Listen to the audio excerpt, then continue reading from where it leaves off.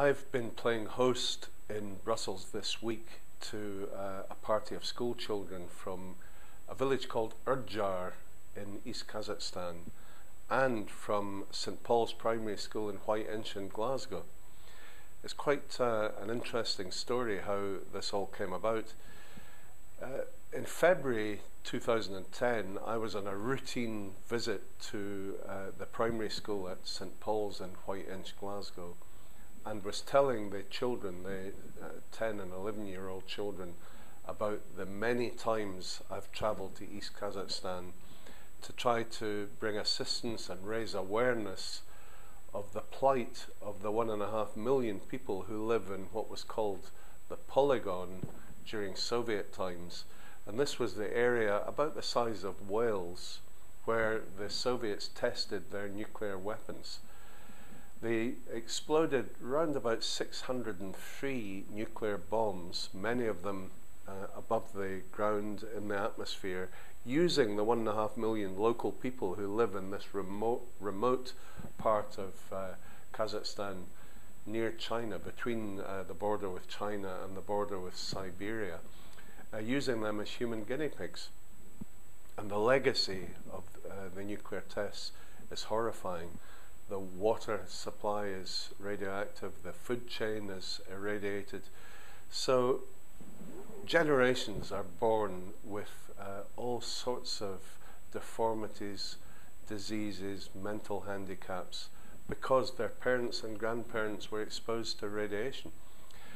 Now, I told the children about this in Glasgow, and 2 weeks later, I received a cheque for £232 that they'd raised in a bring and buy sale and a 5-kilometre marathon in the playground, with a letter asking me to take this with me next time I went to Kazakhstan, because I'd told them I was going to Urdjar to open a new school for 500 handicapped kids. And they said, please take this money and read out this letter on the day of the opening. So in June 2010, I went to Urdjar to participate in the opening of this new school, and read out this letter and handed over the money and said, the children in Glasgow want you to use this money to buy books and toys for your new school. A couple of months later, back in my office in Brussels, a big box arrived filled with poems, paintings, letters, a decorated plate with Kazakh seeds stuck all over it in the shape of a famous Kazakh icon.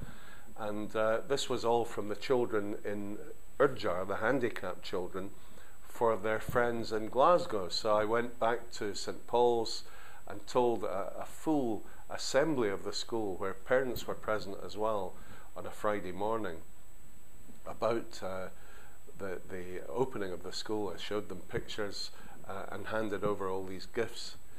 And the headmaster of St Paul's and myself then decided we really had to take this a step further.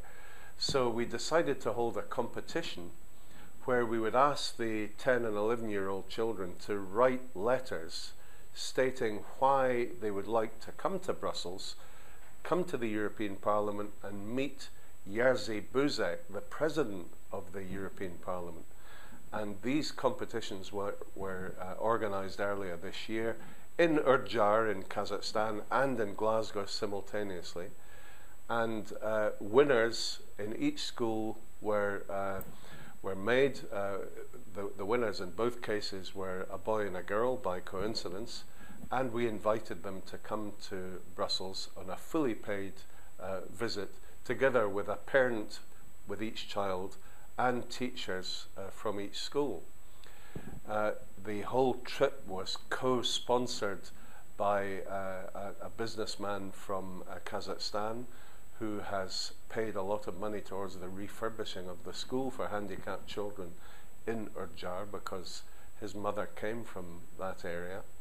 And we welcomed all these people from Glasgow and from Urdjar to Brussels, took them for a dinner sponsored by Ambassador Erik Utembayev, the Kazakh ambassador to the EU, gave them lunch in the parliament, and took them to meet President Buzek.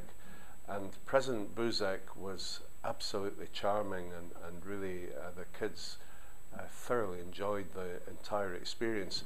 For the children from Urdjar, it took them 3 days to get to Brussels. They had to drive in a bus for 17 hours to go from their village, which is underneath the mountains next to China, all the way to Uсть-Kamenogorsk, which is near Siberia.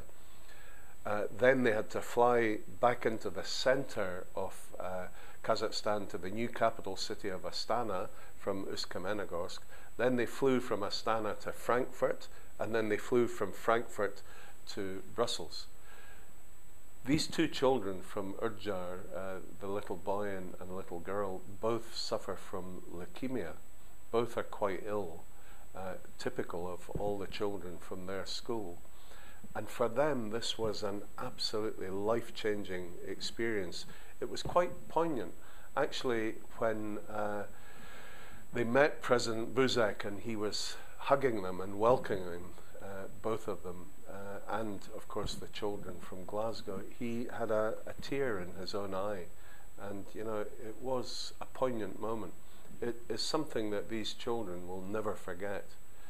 So it was really a great privilege for me to have been a part of all that, and I just hope these connections that have brought these two diverse schools together, really bridging a gap of 4,000 miles, a gap of culture, of tradition, of religion, of history, bringing together two groups of children based on their spontaneous goodwill towards each other.